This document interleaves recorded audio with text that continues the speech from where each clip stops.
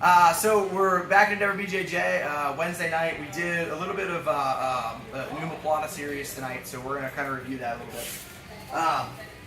So Ryan's in guard, right? So most people know, the basic structure of if I can pin a hand and step over the head, I can go for Omoplata, right?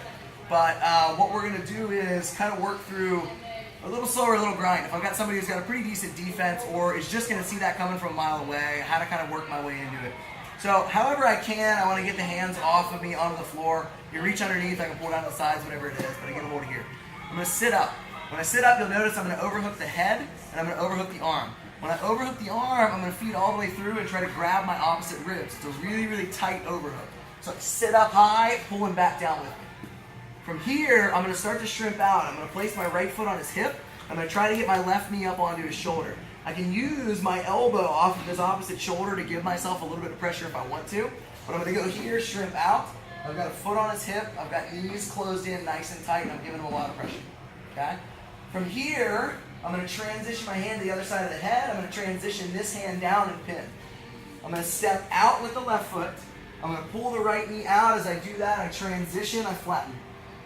Okay? From this spot here, I'm going to regain my arms, sit up, start crawling over his back, position the feet, foot back, foot forward, hips go forward and in to make my break from that spot, and that's going to fly. Okay?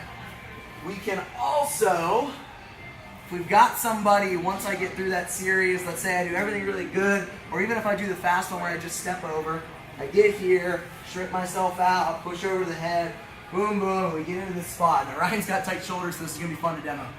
Let's say that I'm underneath and I'm trying to flatten him out, and then flatten him out, he's not going anywhere. Okay?